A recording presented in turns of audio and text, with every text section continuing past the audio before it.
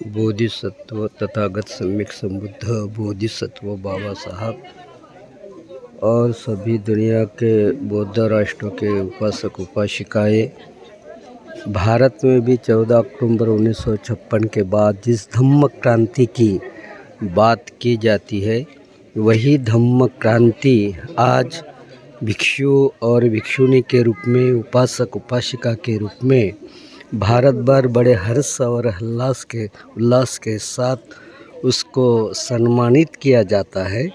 आज 10 दिन पहले यहाँ पर श्रावणी भिक्षुणी का एक शिविर हुआ और आज प्रथम ये महाप्रज्ञा बुद्ध विहार धर्म कीर्ति नगर में आए हुए हैं।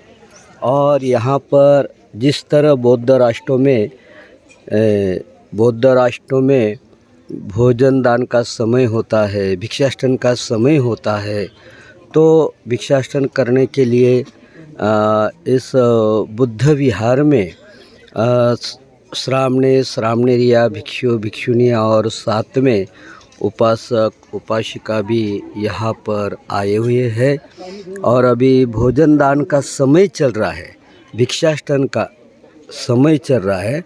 और वो भिक्षाटन का समय के साथ साथ बहुत सारी उपासक उपासिकाएँ यहाँ पर है और बहुत सारी उपासक उपासिकाएँ और बहुत सारे आप लोग वीडियो के माध्यम से देख रहे हैं कि किस तरह भिक्षाटन किया जाता है, किस तरह बौद्ध उपासक उपासिकाएँ भिक्षु भिक्षुणियों को भोजन दान दिया जाता है। और भोजन दान देने के बाद धम्मदेशना किया जाता है।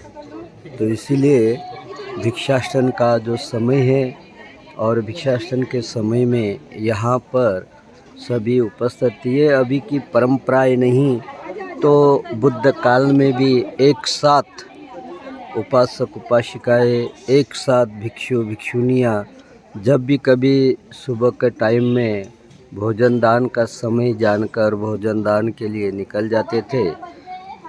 तो समय के ऊपर भोजन दान का समय आज महाप्रज्ञा बुद्ध विहार में यहाँ पर आयोजित किया गया है।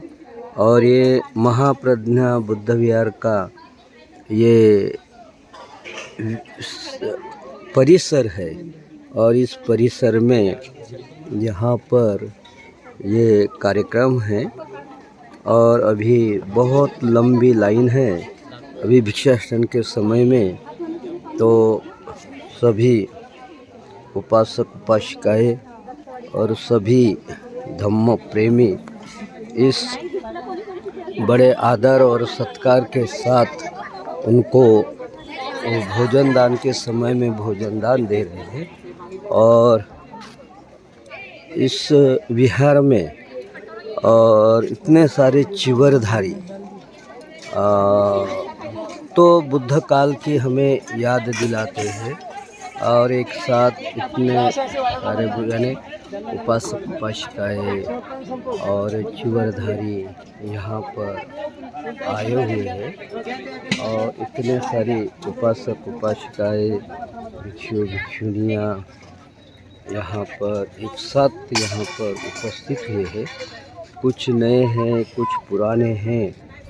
और यहाँ पर भिक्षाटन यानी भोजन के मात्रा को 5 घर 10 घर 3 घर, यहाँ जब तक उनकी संतुष्टि नहीं होती कि इतने में अपना भोजन दान हो जाता है, तो वो लोग आ जाते हैं। जितना उनको समय मिलता है, जितना उनको आवश्यकता होती है, तो उतनी वो भोजन दान ले लेते हैं।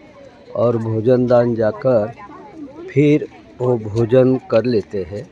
और भोजन करने के बाद भगवान बुद्ध का अतुलनीय जो धम्म मार्ग है, उनको साध्य करने का प्रयत्न करते। सादी भाषा में कहा जाता है कि न तावता धम्मधरो यावता बहुभाषते यानी ज़्यादा बोलने से, ज़्यादा ये करने से कोई धम्मदर नहीं होता। तो जो आदमी शील मार्ग पर, समाधि मार्ग पर, प्रज्ञा के मार्ग पर जाकर अपना जीवन जीता है, वही धम्मगामी, धम्म अनुरागी होता है। और इसीलिए यहाँ पर ये सभी करीब करीब मेरे ख्याल से 150, हाँ 150 या लगभग 100-150 के इसमें ये उपासक उपासिकाएँ हैं बहुत सारे, और भिक्षुनियाँ हैं, श्रामणियाँ हैं। 10 दिन के शिविर में जिन्होंने उपासक उपासिकाओं ने, उपासिकाएँ ने ज़्यादा करके धम्म दीक्षा ली है, धम्म का अध्ययन किया है, और धम्म का अध्ययन करते हुए अपने धम्मानुसति करते हुए यहाँ पर उपस्थित हुए हैं।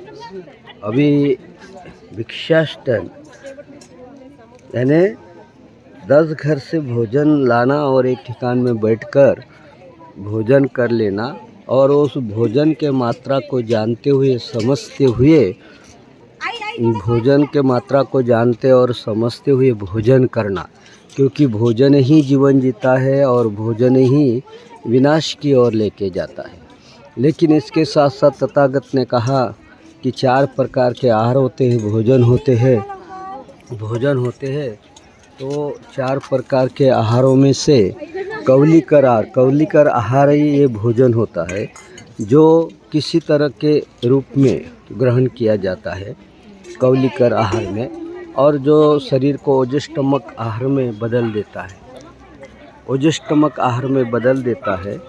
और एक आता है स्पर्श आहार, जो स्पर्श से कोई संगीत से सुना जाता है तो आदमी उसमें भी रममान होता है, तो ये स्पर्श आहार।